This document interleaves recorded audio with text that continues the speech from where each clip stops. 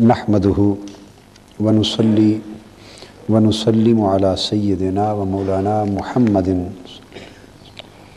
रसूलिहिन नबिय्यिल अमीनिल मकीनिल हनीनिल करीमिर रऊफिर रहीम। अम्मा बाद फ़अऊज़ु बिल्लाहि मिनश शैतानिर रजीम। बिस्मिल्लाहिर रहमानिर रहीम। या बनी इसराईल अज़्कुरू निअमती अल्लती अनअमतु अलैकुम व अन्नी फ़द्दलतुकुम अलल आलमीन वत्तक़ू यौमन ला तज्ज़ी नफ्सुन अन नफ्सिन शैआ वला युक़बलु मिन्हा अद्ल वला तनफ़उहा शफ़ाअह वला हुम युनसरून। वइज़ इब्तला इब्राहीम रब्बुहु बिकलिमातिन फ़अतम्महुन क़ाल इन्नी जाइलुका लिन्नासि इमामा क़ाल व मिन ज़ुर्रिय्यती क़ाल ला यनालु अहदि ज़ालिमीन। सदक़ल्लाहु मौलाना अज़ीम।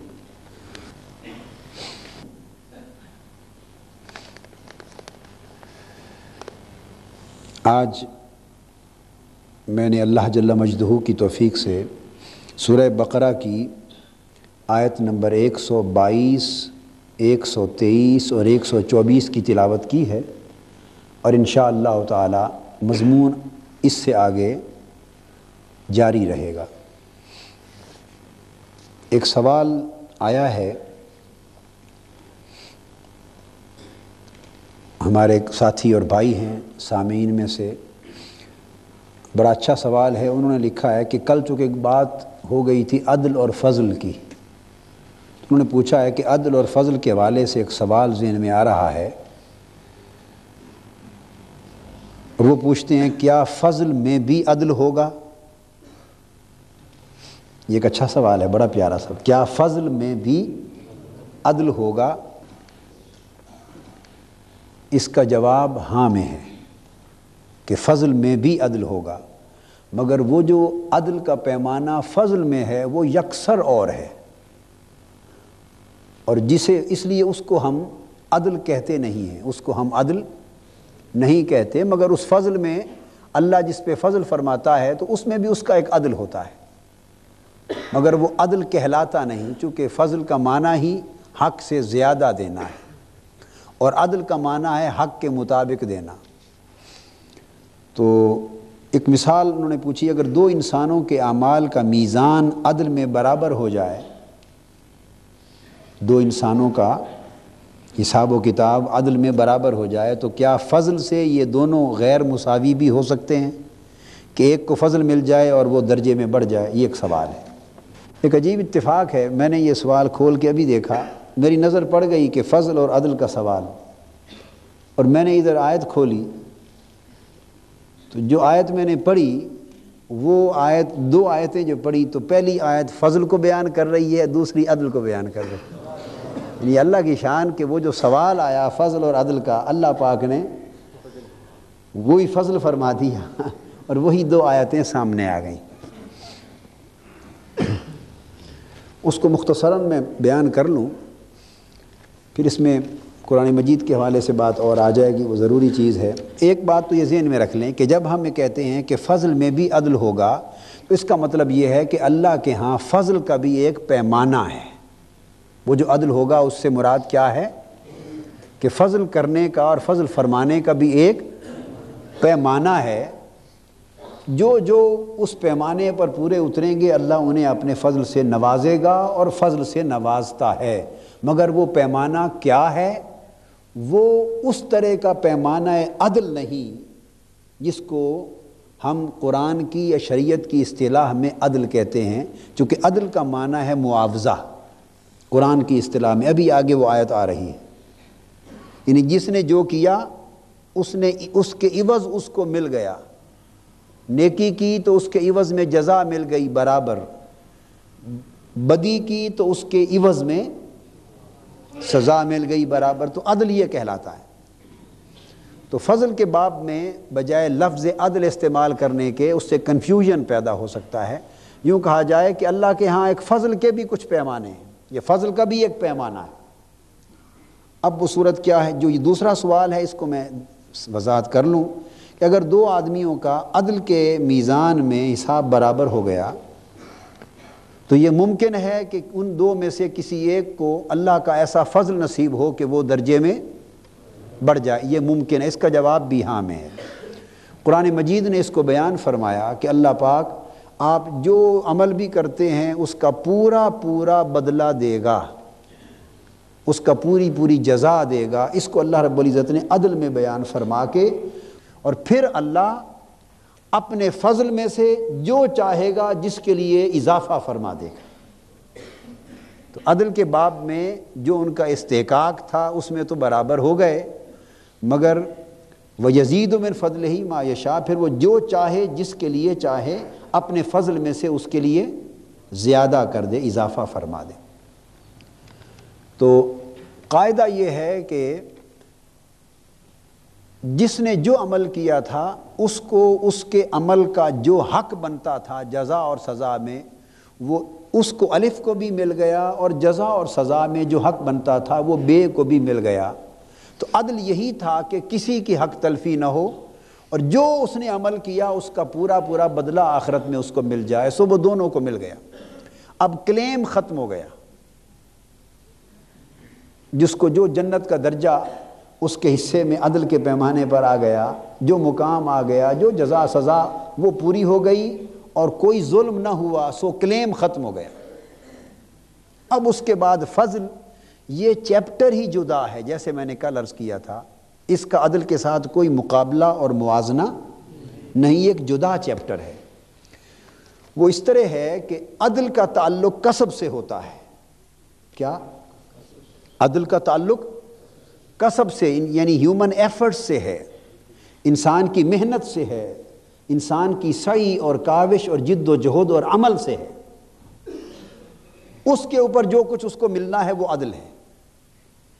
اور فضل کا تعلق کسب سے نہیں، وہ وہب سے ہوتا ہے، وہ اللہ کی عطا ہے، وہ کسی نسبت سے، کسی تعلق سے، اس شخص کی کسی وجہ سے اللہ پاک اس پر فرما دیتا ہے، اور وہ کسی کو معلوم ہو یا نہ ہو، کسی کی سمجھ میں آئے یا نہ آئے، اس پر کویسچن نہیں ہو سکتا۔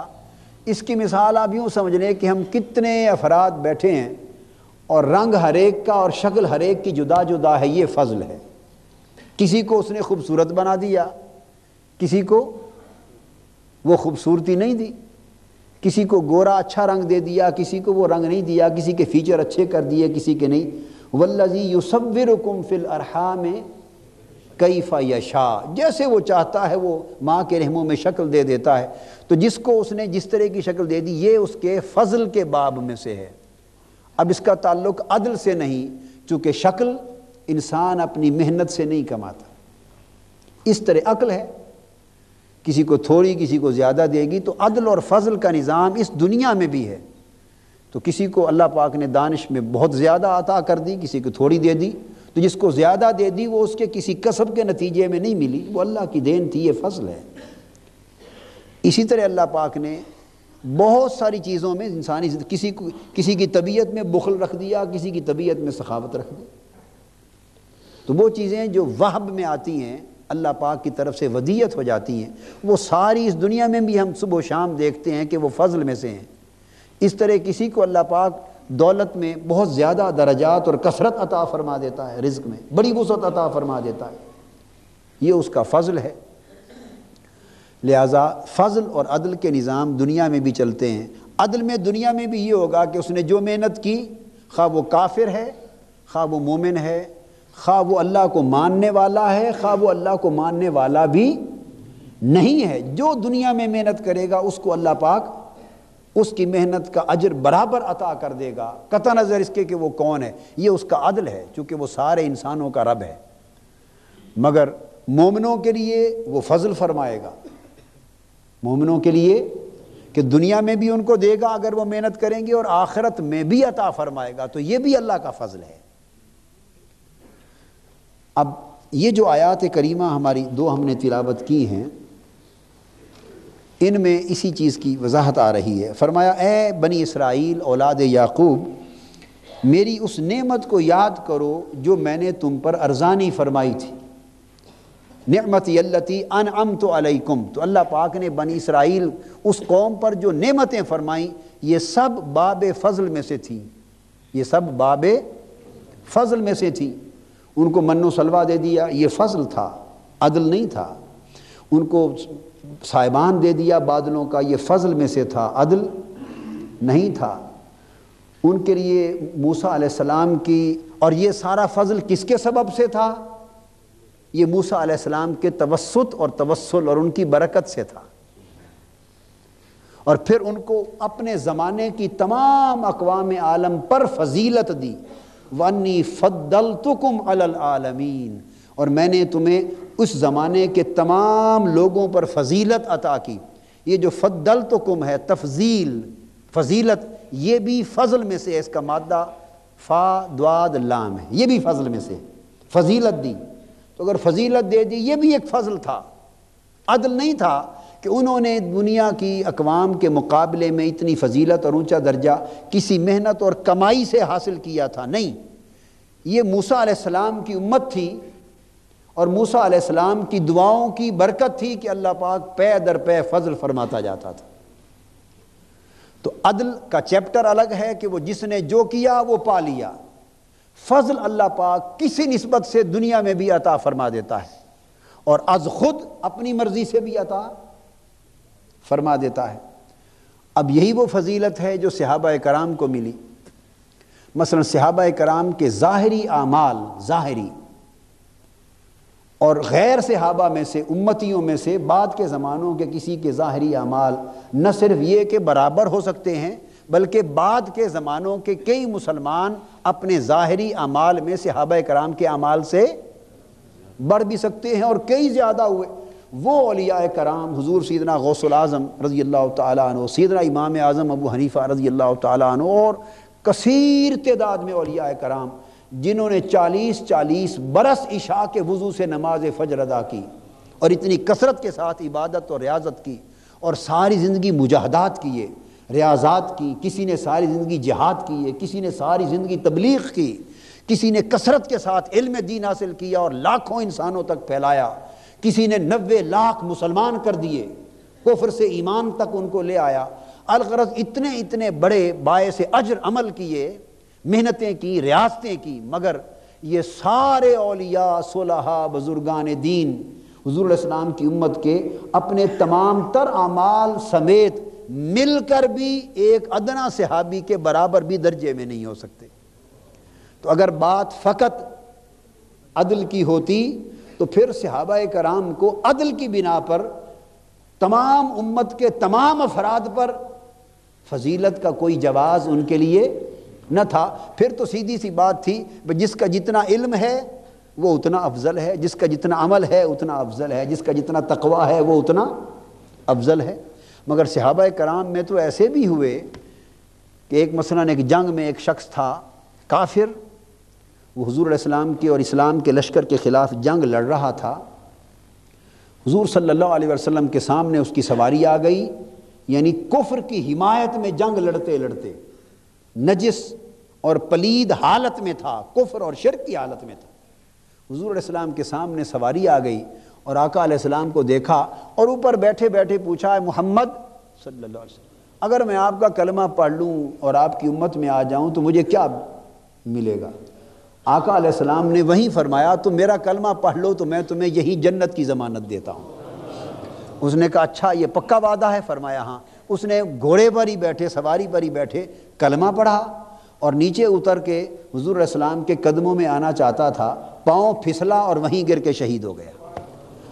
بس کلمہ پڑھنا نصیب ہوا اور کلمے کے ساتھ آقا علیہ السلام کے چہرے انور کی زیارت مل گئی حالت ایمان میں۔ نہ کلمہ مزید ابھی سیکھ سکا، نہ نماز پڑھنی تو کیا تھی ابھی یاد ہی نہیں کی، نہ روزہ سمجھا رکھنا کیا تھا، ابھی مسئلہ ہی معلوم نہیں تھا روزہ کیا ہے، کیا حج، کیا روزہ، کیا زکوٰۃ، کیا خیرات، کیا صدقات اور کیا حسنات اور کیا اعمال صالحہ، کوئی ایک عمل بھی اس کے پلے میں نہ تھا۔ مگر اس نے جو حالت ایمان میں حضور علیہ السلام کی زیارت کر لی اور وہ صحابی ہو گیا، درجے میں وہ سیدنا غوث العظم سے بھی بلند ہے، امام اعظم ابو حنیفہ سے بھی بلند ہے، داتا گنج بخش علی حجویری سے بھی بلند ہے، اور قیامت تک حضور علیہ السلام کی امت کے تمام اولیاء سے بلند ہے۔ کیوں؟ وہ صحابی ہے۔ عمل کوئی نہیں ہے سوائے ایک عمل کے کہ حالت ایمان میں آقا کی زیارت کی۔ تو یہ جو فضیلت ملی یہ عدل سے نہیں بلکہ تو فضل میں بھی یہ ایک اللہ کا، جس کو کہتے ہیں نا پیمانہ ہو گیا کہ اللہ پاک جس پر اب حضور کی زیارت کرنا اللہ کے ہاں اتنا بڑا پیمانہ ہے کہ جس کو اس زیارت کی فضیلت دیتا ہے وہ ساری فضیلتیں نیچے رہ جاتی، تو یہ سب سے اونچا فضل ہے۔ تو نسبتوں کا فضل ہوتا ہے، تو سب صحابہ کرام کو جو فضیلت ملی وہ فضل اللہ کا نسبت رسول صلی اللہ علیہ وآلہ وسلم کے باعث ہے۔ اب اہل مدینہ کو فضیلت ملی، حضور علیہ السلام نے فرمایا حدیث پاک میں، جو اہل مدینہ سے برائی کا ارادہ کرے وہ دوزخ کی آگ میں جل کے یوں ختم ہو جائے گا جیسے نمک پانی میں گھل کر ختم ہو جاتا۔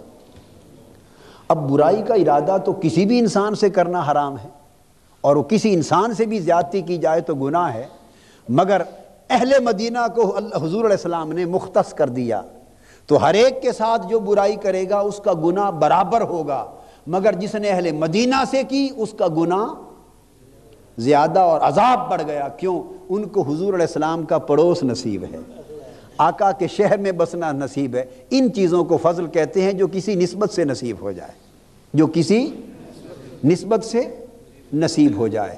تو یہ نسبت مکانی ہے، اس سے بھی فضل ہوتا ہے۔ نسبت زمانی ہے، کیا؟ ایک زمانے میں خیر القرون قرنی ثم الذین یلونہم ثم الذین یلونہم، سب سے بہتر میرا زمانہ، پھر ان سے ملنے والے، پھر ان سے ملنے والے، تو جو زمانہ حضور کے جتنا قریب ہے وہ بھی فضیلت پا گیا۔ تو یہ نسبت مکانی سے بھی فضل ہو گیا۔ اس طرح نسبی نسبت سے بھی فضل ہوتا ہے۔ نیکوں کی اولاد بشرطے کے ایمان اور عمل والی ہو، بے ایمان نہ ہو، بے ایمان نہ ہو، یہ شرط پوری ہو کہ وہ اہل ایمان ہوں اور انہی صالحین اور اولیاء اور انبیاء کے نیکوں کی راہ پر چلنے والے ہوں۔ یہ بنیادی شرط اگر پوری ہو اس کے بعد ان پر فضل ہوتا ہے، اور وہ خاص فضل ہے جو اوروں کے لیے نہیں ہوتا۔ قرآن مجید میں وہ موسیٰ علیہ السلام اور خضر علیہ السلام کے واقعے میں جو آیا، جن بچوں کی دیوار تعمیر کر دی تھی ان کے لیے خاص نسبت بیان کی۔ یہ جو احسان کیا ان بچوں پر اس کی وجہ صرف یہ تھی کہ ان کا باپ نیک تھا، تو ان کے باپ کی نیکی ان کے بھی کام آ گئی۔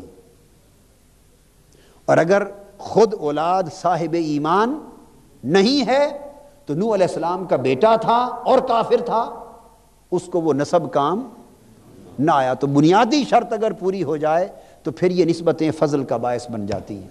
اولیاء کی صحبت فضیلت کا باعث بنتی ہے، اہل اللہ کی صحبت۔ حضور نے فرمایا اللہ کے جو مقرب بندے، ذاکر بندے، اولیاء، فرمایا میری امت میں ایسے مقرب بندے ہیں کہ جو ان کی ہم نشینی اور ان کی قربت اور ان کی صحبت اختیار کرتا ہے وہ محروم نہیں رہتا، اس کی بدبختی کو سعادت میں بدل دیا جاتا ہے۔ حدیث صحیح ہے۔ تو ان کی مجلس بھی نسبت بن جاتی ہے اللہ کے فضل کی۔ اہل اللہ اور اہل ذکر کی مجلس میں بیٹھنے والا، بخاری اور مسلم کی حدیث صحیح ہے، حضور علیہ السلام نے فرمایا کہ ملائکہ جب مجلس ذکر سے واپس جاتے ہیں تو اللہ پاک مجلس ذکر کا حال سنتا ہے کہ میرے بندے میرا ذکر کر رہے تھے، حال سناؤ۔ ملائکہ حال سناتے ہیں، اللہ پاک پوری بات سن کر فرماتے ہیں فرشتوں گواہ ہو جاؤ میں نے ان سب کو معاف فرما دیا، بخش دیا۔ حدیث پاک ہے، متفق علیہ حدیث ہے بخاری مسلم کی۔ ایک فرشتہ پوچھتا ہے باری تعالیٰ آپ نے تو سب کو بخش دیا، ان میں تو ایک ایسا شخص بھی تھا کہ جو اس مجلس کی نیت سے ہی نہیں آیا تھا، ویسے گزر رہا تھا کسی کام سے، تو اس نے یوں ہی کھڑے ہو کے یا بیٹھ گیا، بس بائی دی وے گزرتے ہوئے بیٹھ گیا، وہ تو اس خاطر آیا ہی نہیں تھا، اس کو بھی بخش دیا۔ تو اللہ پاک فرماتے ہیں ہاں وہ لوگ جن کی مجلس میں وہ بیٹھا وہ میرے اتنے پیارے ہیں کہ میں ان کے ہم نشینوں کی بدبختی کو بھی، شقاوت کو ختم کر دیتا ہوں، اور جو ان کا ہم نشین ہوتا ہے اس کو بھی محروم نہیں دیتا، اس کی جھولی میں بھی کچھ نہ کچھ ڈال دیتا ہوں۔ تو یہ ساری چیزیں باب فضل میں سے ہیں، یہ کسب میں سے اور عدل میں سے نہیں ہیں۔ سو قیامت کے دن دنیا ہی کی طرح اللہ پاک عدل میں سب کو اپنے اپنے اعمال کا میزان پر حساب عطا فرما دیں گے، اور پھر اگر کسی کے لیے فضل کی کچھ اور بنیادیں، کچھ اور پیمانے، کچھ اور نسبتیں اللہ کے فضل کی ہیں تو بنی اسرائیل کو جو فضیلت دی وہ بھی فضل تھا، اور وہ کس کی نسبت سے؟ موسیٰ علیہ السلام کی نسبت سے فضل تھا۔ تو یاد رکھیں کہ فضل عمل کی وجہ سے نہیں ہوتا، عمل سے عدل ملتا ہے، عمل سے عدل ملتا ہے۔ فضل تو اللہ پاک کی ایک ایسی رحمت ہے جو دیگر نسبتوں کے ساتھ ہوتی۔ آگے فرمایا وَاتَّقُوا يَوْمًا لَا تَجْزِي نَفْسٌ عَن نَفْسٍ شَيْئًا، اس دن سے ڈرو جب کوئی جان کسی دوسری جان کی جگہ کوئی بدلہ نہ دے سکے گی۔ لا تزر وازرۃ وزر اخری، کوئی جان کسی دوسرے کے گناہ کا بوجھ نہیں اٹھائے گی، کوئی جان اپنے آپ کو دوسرے کے گناہ کی سزا میں بدلے کے طور پہ پیش نہیں کر سکے گی کہ باری تعالیٰ اس کا گناہ کا عذاب سزا مجھے دے دے، اسے معاف کر دے۔ فرمایا نہیں، ایسا کوئی بدلہ نہیں دے سکے گا، اس دن سے ڈرو۔ آگے فرمایا وَلَا يُقْبَلُ مِنْهَا عَدْلٌ، اور اس دن کوئی عدل بھی قبول نہیں کیا جائے گا، اس دن کوئی عدل بھی قبول نہیں کیا جائے گا۔ یہاں عدل سے مراد کیا ہے؟ فرمایا کہ اس دن اس کی طرف سے اپنے آپ کو چھڑانے کے لیے کوئی معاوضہ قبول نہیں کیا جائے گا۔ تو عدل بمعنی معاوضہ یعنی عوض۔ اب پہلے جو معاوضہ ہم نے بیان کیا وہ معاوضہ تھا عمل کا معاوضہ بصورت جزا و سزا، اور یہاں جو معاوضہ مالی بیان ہو رہا ہے، جیسے کسی مقام پر فدیہ کا لفظ بیان کیا کہ پیسے دے کے، جیسے انسان مریض ہے روزہ نہیں رکھ سکتا، فدیہ کرتا ہے پیسے دے کر کسی غریب کو روزے رکھوا دیتا ہے، تو یہ اس کا عدل ہو جاتا ہے، یہ اس کا یعنی معاوضہ اور بدلہ ہو جاتا ہے۔ جیسے کفارہ ہے تو کفارہ ایک طرح کا عدل اور اس کا معاوضہ بن جاتا ہے۔ فرمایا قیامت کے دن جب حساب و کتاب ہو جائے گا تو کوئی کسی کا معاوضہ دے کے اپنی جان کو چھڑا نہیں سکے گا۔ وَلَا تَنْفَعُهَا شَفَاعَةٌ، اور نہ اس دن اس کو اذن الہی کے بغیر کوئی سفارش فائدہ پہنچائے گی۔ یہاں ایک بڑا نکتہ قابل توجہ ہے، قرآن مجید نے سفارش کی نفی نہیں کی، اللہ پاک نے یہ نفی فرمایا۔ یہ بنیادی طور پہ بات کافروں کے لیے ہو رہی ہے اور غیر مومنوں کے لیے ہو رہی ہے، جو منکر ہوتے چلے آ رہے ہیں، یہود، نصارہ اور منکرین اور کفار جو ایمان کو ترک کر گئے، اور حکم ہو رہا ہے ان سے کہ ڈرو، ان کی نافرمانیوں کا ذکر کر کے پھر بار بار یاد دہانی کرا، ڈرو اس دن سے جس دن کوئی بدلہ نہ ہوگا، کوئی معاوضہ نہ ہوگا، اور اس دن کوئی سفارش تمہیں لا تنفعها، اس جان کو نفع نہیں پہنچائے گی سفارش۔ تو آیت کریمہ یہ بتا رہی ہے کہ سفارش ہوگی قیامت کے دن، سفارش اور شفاعت ہوگی، مگر کسی کو شفاعت نفع دے گی، کسی کو نہ دے گی۔ اور اگر قرآن مجید سے پوچھیں آگے یہ مقامات بڑے کثیر آ جائیں گے، وہ کس کو نفع نہیں دیں گی؟ قرآن نے کیٹیگوریکل کہہ دیا کہ وہ شفاعت اور سفارش کافروں کو نفع نہیں دے گی، کافروں کو نفع، منکروں کو، کافروں کو، مجرموں کو، جن کو قرآن مجید نے کہا تو کافروں کو نفع نہیں دے گی، کیوں کہ سفارش اور شفاعت حق ہی بنیادی طور پر اہل ایمان کا ہے، اور شفاعت عدل میں سے نہیں، شفاعت فضل میں سے ہے۔ شفاعت کیا ہے؟ بولیے، فضل میں سے ہے۔ اور ایک بات ذہن نشین کر لیں، آگے تفصیل آئے گی تو میں اس موضوع پر بھی بات کروں گا انشاءاللہ۔ شفاعت حق ہے، یہ اللہ کے نظام کا حصہ ہے، اللہ کے اور دین کے نظام کا حصہ ہے۔ شین فے عین جو شفا، اسی سے شفا میں سے ہے، شفا بھی اسی قبیل میں سے ہے لفظ۔ یہ جو نہیں آپ دعویٰ کرتے ہیں حق کے شفا کا، شین فے عین، میں آپ کو ایک نکتہ سمجھا دوں، ہمیشہ کے لیے بات ہی شفاعت کی کا عقدہ ہی ہمیشہ کے لیے کھل جائے گا۔ حق کے شفا سے شفاعت کا مسئلہ سمجھ آ جائے گا۔ تو شفا کیا ہے؟ آپ کے قانون شفا میں شفا ایک خاص نسبت کی وجہ سے ایک اضافی استحقاق بن جاتا ہے، ایک خاص نسبت کی وجہ سے اضافی استحقاق ہوتا ہے۔ شفا کا حق کس کو ملتا ہے؟ جو ملکیت میں شریک ہوں۔ اگر ایک جائیداد ہے اس میں 3-4 شریک ہیں اور ان میں سے ایک آدمی اپنی جائیداد کو بیچنا چاہتا ہے تو جو اس کے باقی شریک ہیں ملکیت میں ان کو حق شفا ہوگا۔ تو وہ اگر کسی غیر کو بیچنا چاہے جو شریک نہیں، وہ ایک طرف ہے، اور ادھر یہ جو اس کے شرکا ہیں، شریک ہیں، اگر یہ کلیم کر دیں تو ان کے حق کو اب ظاہراً عدل کے پیمانے میں کوئی سبب نہ تھا، کیا وجہ ہے کہ ان کو فائق قرار دیا جائے اور اسے فائق نہ مانا جائے؟ بیچنے والے کی مرضی، وہ جس کو بیچ دے، وہ بھی پیسے لے کر آیا، اب لاکھ روپے کے حساب سے میں بھی خرید رہا ہوں، یہ بھی لاکھ روپے کے حساب سے خریدنا چاہتے ہیں، تو کیا وجہ ہے کہ اسے ترجیح نہ دی جائے اور اس کو ترجیح دی جائے؟ اور کوئی سبب نہیں سوائے ایک کے کہ ان دو میں ایک نسبت تھی کہ یہ اس جائیداد میں ساجی تھے، ملکیت میں شریک تھے، تو اس شرکت کی نسبت نے ان کو حق شفعہ دے دیا، لہٰذا وہ شفعہ کا حق استعمال کرتے ہوئے مقدمہ جیت جائے گا۔ اور یہ صرف مغربی قانون کا نہیں، یہ شریعت کے قانون اور فقہ اسلامی کا بھی لا ہے۔ اسی طرح شفعہ کا حق دوسرا بھی ہے، وہ پڑوسی کو حاصل ہے۔ کس کو؟ کہ اگر کوئی آدمی اپنا مکان، جائیداد، زمین بیچنا چاہے دور اور پڑوسی خریدنے کا خواہش مند ہو تو پڑوسی کا حق دور والے سے فائق ہوگا۔ اب وہ کس وجہ سے فائق ہے؟ کوئی عدل کا پیمانہ نہیں بنتا یہاں، اس لیے کہ پیسے دے کے خریدنا ہے تو اس کو کیوں نہ دیا جائے اور یہ کیوں اپنا حق ترجیحاً ثابت کرے؟ جواب ہوگا کہ چونکہ یہ پڑوسی ہے، یہ جو قربت ملی ہے اس کو، اس قربت نے اس کو شفعہ کا حق دے دیا ہے۔ تو کبھی شرکت کی وجہ سے، کبھی قربت اور پڑوس کی وجہ سے، تو ایسے اسباب کی وجہ سے، اور اسباب بھی ایک دو ہیں جن کی وجہ سے حق کے شفعہ ملتا ہے۔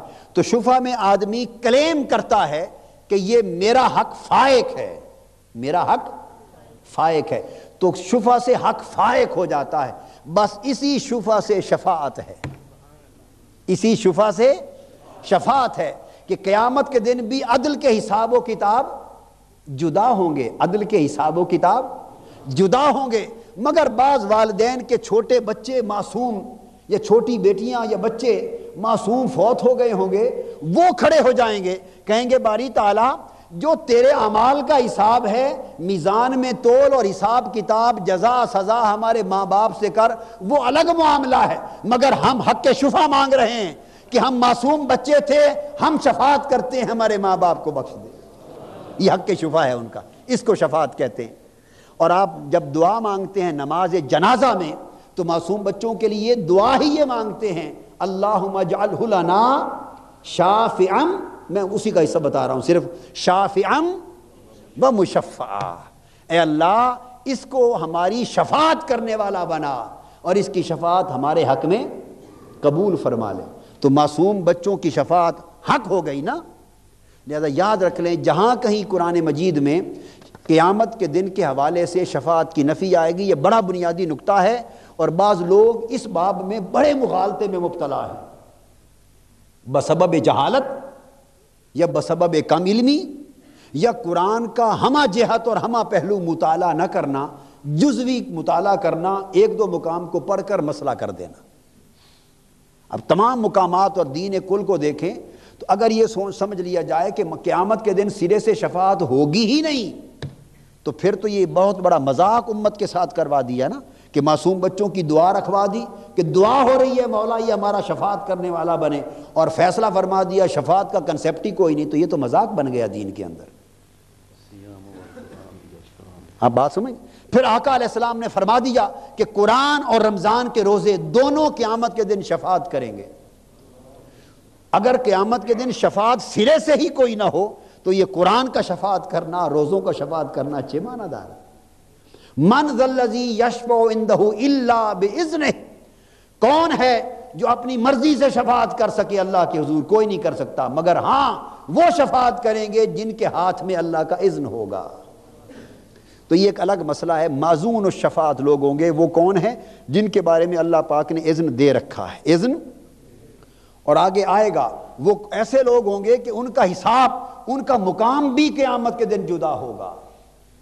جن کو شفاعت نفع نہیں دے گی وہ کافر ہوں گے، اور ان کے بت ہوں گے جو شفاعت نہ کر سکیں گے، اور ان کو قرآن کہتا ہے کہ جانوروں کی طرح ہانک کر دوزخ میں لے جایا جائے گا، جانوروں کی طرح ہانک کر دوزخ میں لے جایا جائے گا۔ اور پھر قرآن کہتا ہے وہ جو اللہ والے ہوں گے، متقی ہوں گے، مومن کامل ہوں گے، اللہ کے دوست اور ولی ہوں گے، اللہ والے، ان کی تکریم قیامت کے دن کیسے ہوگی؟ ہم سب تو پیش ہوں گے حساب و کتاب کے لیے، ہم تھر تھر کانپ رہے ہوں گے، نفسا نفسی کا عالم ہوگا، ہر شخص کو اپنے نامہ اعمال کی فکر ہوگی اور اپنے انجام کی فکر ہوگی، مگر وہ جو اللہ والے ہوں گے، جنہوں نے اس دنیا میں اللہ کو راضی کر لیا ہوگا، جنہوں نے دنیا میں اللہ کا اذن لے لیا ہوگا، قرآن کہتا ہے کہ ان کی آمد قیامت کے دن کیسے ہوگی؟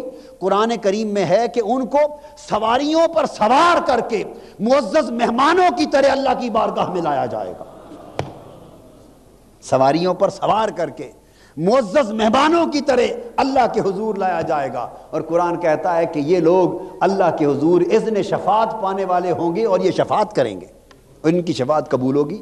انبیاء کریں گے شفاعت، اولیاء کریں گے، شہداء کریں گے، نیک اعمال کریں گے، معصوم بچے کریں گے، حتیٰ کہ آپ نے کسی پیاسے کو پانی پلا دیا وہ پیاسا بھی شفاعت کرے گا، کسی کتے کو جو پیاس سے مر رہا تھا اس کو پانی پلا دیا وہ بھی شفاعت کرے گا۔ یہ بات میں نے اس لیے سمجھا دی کہ اس مغالطے کو دور کر دیا جائے۔ وَلَا تَنْفَعُ شَفَاعَةٌ، بعض ذہنوں میں خیال آتا ہے کہ قیامت کے دن کوئی شفاعت نہیں ہوگی، کوئی شفاعت کرنے والا نہیں ہوگا، کسی کو شفاعت کوئی فائدہ نہیں دے گی۔ یہ جو علی الاطلاق تصور وضع کر لیا جاتا ہے یہ سراسر جہالت ہے، اور نہ صرف جہالت بلکہ بہت بڑی گمراہی ہے، چونکہ شفاعت کے اوپر تو حدیث پاک کے ابواب قائم ہیں، ابواب کے ابواب قائم ہیں، اور قرآن مجید میں صراحت کے ساتھ شفاعت کی آیتیں ہیں۔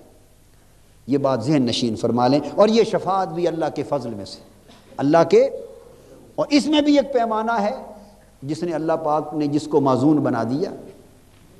اب آگے ارشاد فرمایا، اور اللہ پاک نے وہ وقت یاد کرو جب ابراہیم کو اللہ پاک نے کئی باتوں میں آزمایا، کبھی ان کو آگ میں ڈال کے آزمایا، کبھی یہ حکم دیا کہ اس معصوم بچے اسماعیل اور اس کی والدہ کو بیابان میں بے آب و گیا ریگستان میں جا کے چھوڑاؤ، آزمایا، کبھی اس کو ذبح کرنے کا حکم دے کر آزمایا، کئی باتوں میں آزمایا۔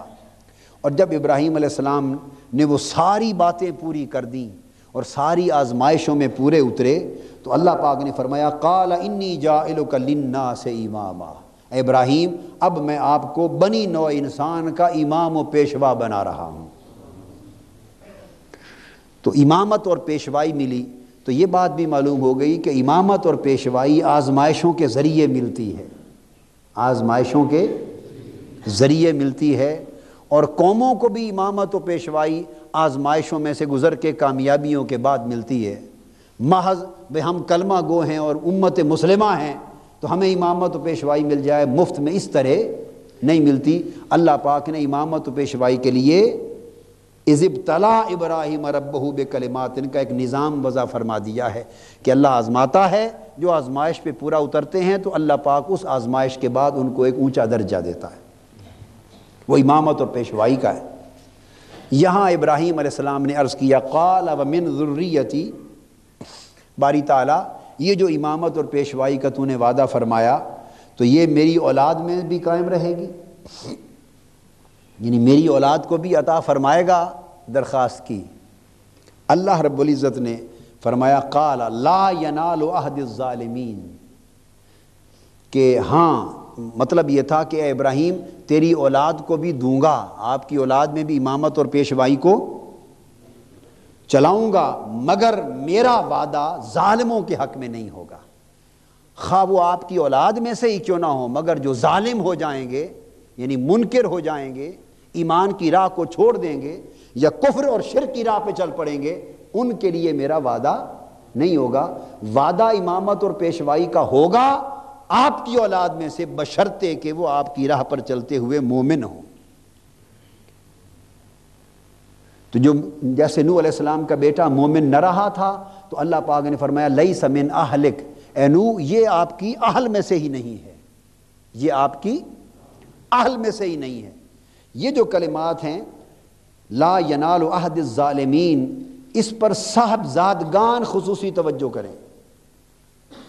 یہ کن کے لیے زیادہ اہمیت کے حامل ہیں؟ وہ لوگ جو صاحبزادے ہوتے ہیں، مشائخ کے صاحبزادے، پیران کرام کے صاحبزادے، علماء کے صاحبزادے، بڑی بڑی نیک ہستیوں کے صاحبزادے، وہ جن کو صاحبزادگی مل جاتی ہے تو وہ صاحبزادگی کے ساتھ یہ نہ سمجھیں کہ جو درجہ اور منزلت اور قدر اور نعمت میرے باپ اور دادا کو اللہ نے دی، چونکہ ہم ان کے صاحبزادے ہیں تو بس مفت میں ہمیں بھی وہ ملتی چلی جائے گی، نہ ہاتھ ہلانے کی ضرورت نہ محنت کی ضرورت۔ یہ جو تصور ہمارے ہاں گدی کا آ گیا ہے، جو گدی کا تصور ہمارے ہاں آ گیا ہے کہ الا ماشاء اللہ جو لوگ اس میں اہل ہیں، جو لوگ اس میں اور اپنے آباء و اجداد اور بزرگوں کے طریقے پر عمل پیرا ہوتے ہیں اور ان روایتوں کو اور عمل صالح کو قائم رکھتے ہیں، وہ فیوزات اور برکات بطریق فضل زیادہ پاتے ہیں۔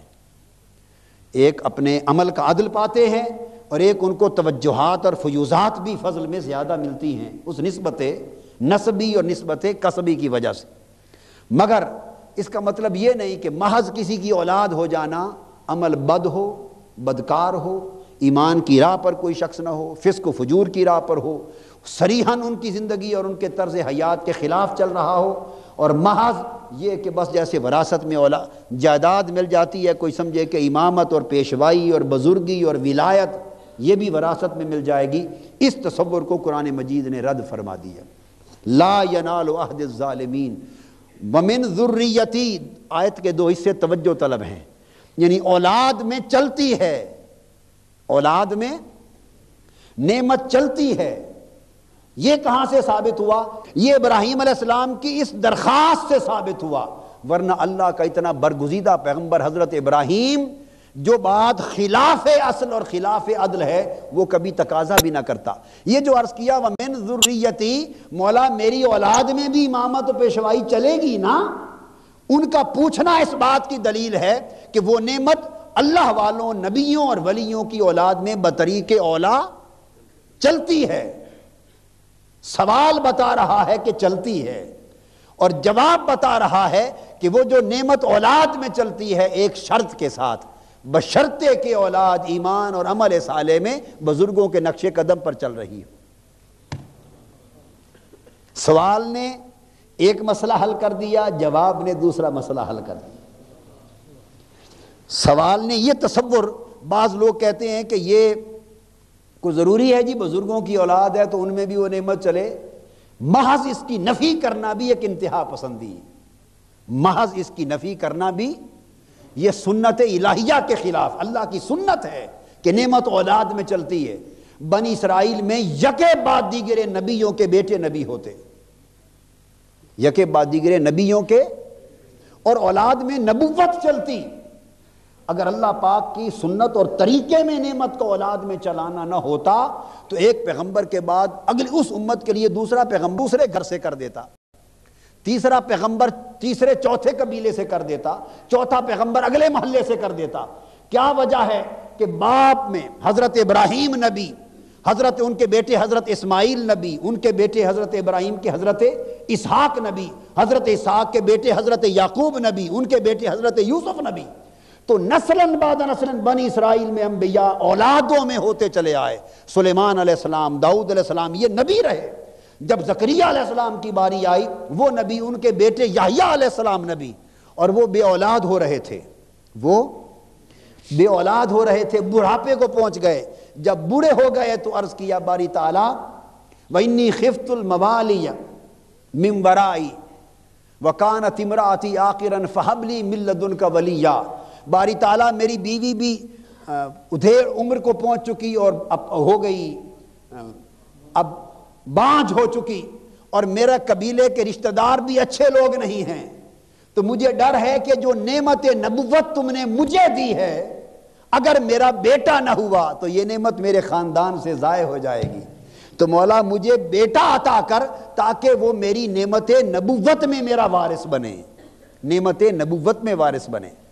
اور باری تعالیٰ پھر اسے اپنی رضا کا حامل بنا، تب اللہ پاک نے دعا قبول فرمائی، فرمایا یا زکریا انا نبشرک بغلام اسمہ یحییٰ لم نجعل لہ من قبل سمیہ، اولاد عطا کی، یحییٰ عطا کی، اور پھر آگے نعمت دی۔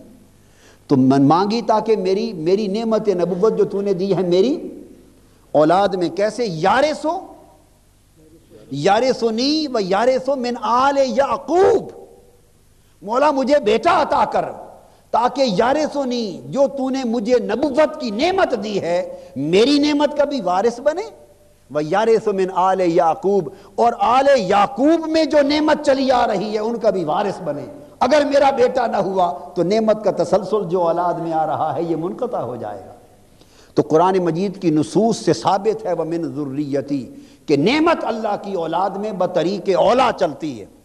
اور جواب بتا رہا ہے لا ینال عہد الظالمین، جواب نے ایکسیپشن کریٹ کر دیا، جواب نے ایک ایکسیپشن کریٹ کر دیا، ہاں نعمت امامت و پیشوائی کی اے ابراہیم آپ کی اولاد میں چلے گی، بشرطے کہ ان کو ملے گی جو ظالم نہ ہوں گے، جو ایمان کی راہ پر آپ کے متبع اور پیروکار ہوں گے۔ تو صاحبزادوں کو کے اوپر پھر دوہری ذمہ داری ہو جاتی ہے، اولادوں پر، کہ جن کے باپ دادا کو اللہ نے خاص نعمتوں سے نوازا ہو، تو جو ان کی اولاد ہیں چونکہ وہ وارثان نعمت بننے والے ہیں، ان کے لیے اپنے آپ کو اس کا اہل ثابت کرنے کے لیے بھی دوہری محنت کرنی چاہیے۔ کیا؟ دوہری محنت کرنی چاہیے۔ اور یہ ویسے تو مرید اور عقیدت مند بھی بیڑا غرق کر دیتے ہیں۔ ممکن ہے وہ صاحبزادہ یا نیک صالح لوگوں کی اولاد اہل بن جاتی، مگر وہ پیدائش کے ساتھ ہی جو ہاتھ چومنے کا سلسلہ اولادوں کا بھی شروع کرتے ہیں، اور ہاتھ چوم اور جو دھندا شروع ہوتا ہے، اور اس سے نتیجہ یہ بچپن میں ہی وہ بچہ ابھی تربیت کے مرحلوں میں داخل ہی نہیں ہوتا ہوگا، اس کا دماغ خراب ہو جاتا ہے۔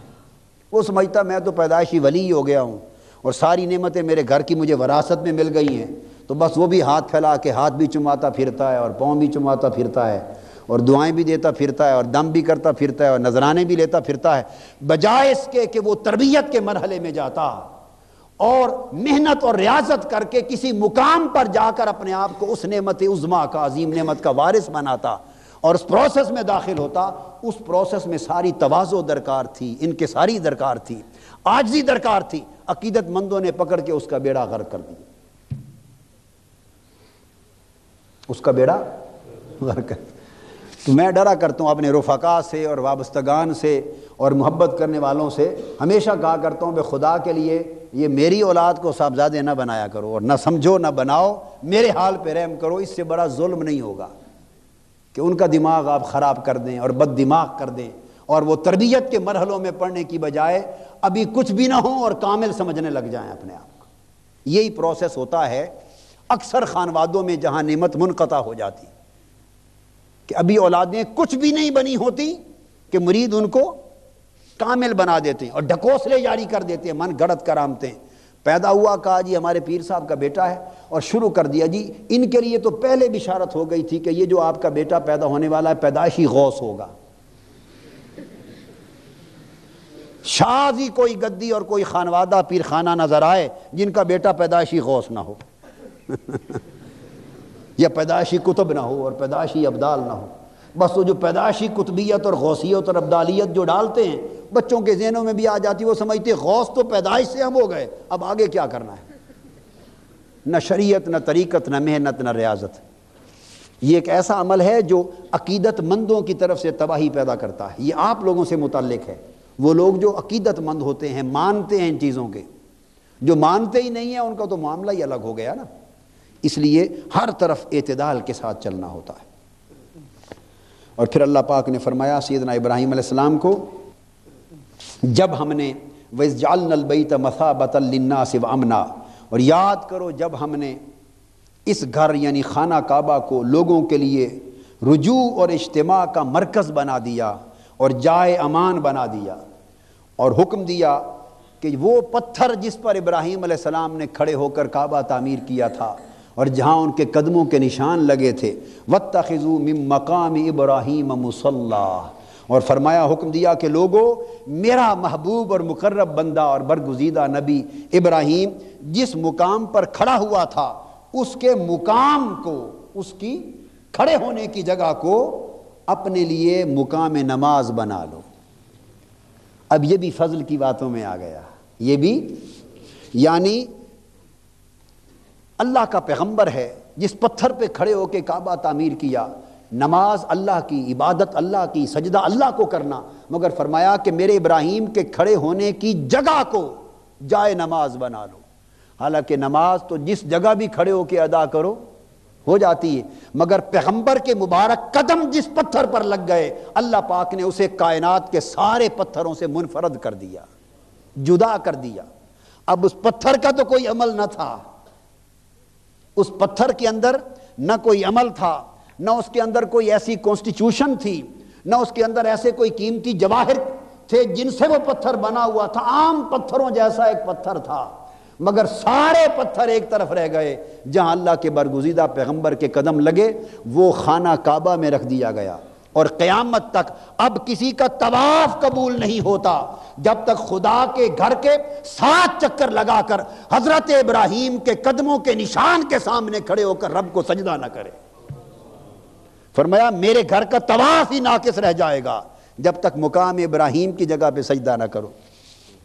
باری تعالیٰ وہ تو ایک پتھر پڑا ہوا ہے، اس جگہ تو ایک ہی آدمی کھڑا ہو کے نماز پڑھ سکتا ہے، اور باقی ہزاروں لاکھوں آدمی کیا کریں؟ فرمایا کوئی بات نہیں، پیچھے جہاں تک چلے جاتے ہو چلے جاؤ، بس نماز پڑھو، رخ تو کعبے کی طرف ہونا ہے، مگر مقام ابراہیم کو مصلی یوں بناؤ کہ جہاں جگہ ملے کھڑے ہو جاؤ، بس ابراہیم کے قدموں کے نشان تمہارے سجدے کے آگے ہو علیہ الصلاۃ والسلام۔ تو اللہ پاک نے پتھر کو اتنا اونچا درجہ عطا فرما دیا پیغمبر کی قدموں کی نسبت سے۔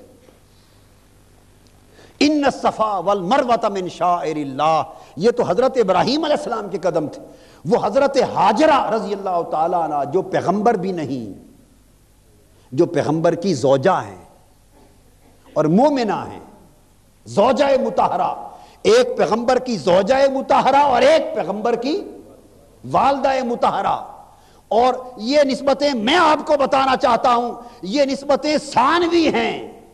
دراصل یہ سارا اہتمام جو ہو رہا ہے وہ یہ کہ حضرت ہاجرہ وہ خاتون ہیں کہ جن کے بطن سے وہ نسل چلنے والی تھی کہ جس نسل سے محمد مصطفیٰ آ رہے تھے۔ اس لیے صفا مروہ کے جن پہاڑوں پر حضرت ہاجرہ کے قدم لگ گئے اللہ نے فرمایا یہ پہاڑ بھی میرے شاعر بن گئے۔ اب تمہارا حج قبول نہ ہوگا، تمہارا عمرہ قبول نہ ہوگا، میرے گھر کے 7 چکر لگاؤ، پھر سیدھے چلو، پھر ابراہیم علیہ السلام کے قدموں کے نشانوں پر آ جاؤ اور سیدھا کھڑا ہو کر مقام ابراہیم پر نفل پڑھو، پھر چل پڑو اور پھر آب زمزم پیو۔ مولا یہ کیا پانی ہے؟ ہم تو پاکستان سے بوائلڈ واٹر اپنے ساتھ لائے تھے، منرل واٹر لائے تھے، وہی کیوں نہ پی لیں؟ فرمایا نہیں، ماں پانی کی نہیں ہے، باپ یہ ہے بات کہ یہ پانی اس چشمے سے نکلا ہے جو چشمہ میرے اسماعیل کے قدموں کے رگڑنے سے پیدا ہوا تھا۔ دھندا پانی کا نہیں ہے، یہ بات اور ہے۔ یہ آب زمزم، یہ نسبت اسماعیل نے آب زمزم بنا دیا، یہ مقام ابراہیم نسبت ابراہیم نے مقام ابراہیم بنا دیا۔ اب آگے چلو، یہ 2 پہاڑ آ گئے، فرمایا 7 چکر لگاؤ، اور یہ 2 سبز ستون ہیں ان میں دوڑ لگاؤ، 7 چکر لگاؤ۔ باری تعالیٰ یہ بھاگنا اور 7 چکر لگانا یہ بھی کوئی عبادت ہے؟ نہ اس میں قرآن کی تلاوت کی شرط، نہ اس میں رکوع سجود کی شرط، بس چکر لگاؤ، جو جی چاہے پڑھ لو، برکت ہے، کچھ نہ پڑھو تب بھی خیر ہے۔ آپ بات کو سمجھیں، جو کچھ آتا ہو پڑھ لو، اور کچھ بھی نہ آتا ہو وہاں نہ کچھ پڑھنا مقصود نہ پڑھانا مقصود، صرف 2 پہاڑیوں پر دوڑانا مقصود، جہاں میری ہاجرہ، میرے مصطفیٰ کی دادی اماں حضرت ہاجرہ دوڑی تھی، بس تم بھی دوڑو۔ باری تعالیٰ کیوں دوڑاتے ہیں آپ؟ ضعیف بھی ہیں، بوڑھے بھی ہیں، بیمار بھی ہیں، کوئی کسی کو اٹھائے پھرتا ہے بیماروں کو، کوئی ریڈیو پہ چلائے پھرتا ہے، مولا یہ بیمار ہیں ان کو تو معاف فرما دے۔ فرمایا نہیں، بیمار ہیں ریڈیو پہ چل پڑے، مگر حج نہیں ہوگا جب تک یہ میرے مصطفیٰ کی دادی اماں کے دوڑنے کی جگہ ہے، جب تک ان پہاڑوں پر چکر نہ لگاؤ گے۔ باری تعالیٰ یہ کیا ہے؟ فرمایا یہ معاملہ عدل کا نہیں ہے، یہ فضل کا ہے، یہ معاملہ عمل کا نہیں ہے، یہ معاملہ نسبت کا ہے، یہ معاملہ نسبت کا ہے، یہ معاملہ عقل کا نہیں، یہ معاملہ محبت کا ہے۔ ادا ہے حضرت ہاجرہ کی، ایک ادا ہے، بس میں قیامت تک میں نے اس ادا کو عبادت بنا دیا۔ مینا میں چلے جاؤ، کنکریاں اٹھاؤ، ستون کھڑے ہوئے ہیں ان کو کنکریاں مارو، یہ کون ہے جی؟ شیطان ہے۔ مٹی پتھر کے بنے ہوئے ستون، انہیں شیطان ہے، کنکریاں مارو۔ باری تعالیٰ نہ یہ شیطان اور نہ ہماری کنکریوں سے انہوں نے بھاگنا، یہ حج میں کیا کروا رہا ہے؟ 25 لاکھ 30 لاکھ آدمیوں سے ستونوں کو کنکر مروا رہا ہے، یہ حج کے ارکان میں سے یہ کیا ہو گیا؟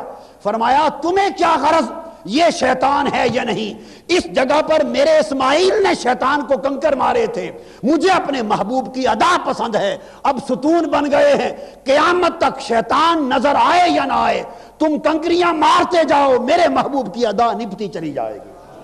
یہ عبادت، سارا حج محبوبوں کی ادائیں ہیں، سارا حج محبوبوں کی۔ کپڑے اتار دو، 2 چادریں پہن لو، باری تعالیٰ یہ کیا؟ بس تمہیں کیا خبر، یہ میرے ابراہیم کا لباس تھا۔ ہائے ہائے ہائے، حکم دیا ناخن کاٹا کرو، مگر یہاں آ گئے اب احرام ہے، خبردار کوئی ناخن نہ کاٹے، کوئی بال نہ تراشے، صفائی بھی روک دی۔ باری تعالیٰ نظافت نصف الایمان، صفائی تو آدھا ایمان ہے، آدھا دین ہے۔ یہاں ناخن بھی نہ کاٹیں بڑھ جائیں، بال بھی نہ کاٹیں بڑھ جائیں، صفائی بھی روک دی۔ فرمایا تم کیا جانو صفائی کیا ہے یا کیا نہیں، یہاں دھندا صفائی کا نہیں، یہاں محبوب کی اداؤں کے نبھانے کا معاملہ ہے۔ میں تمہیں عاشقوں کے روپ میں دیکھنا چاہتا ہوں۔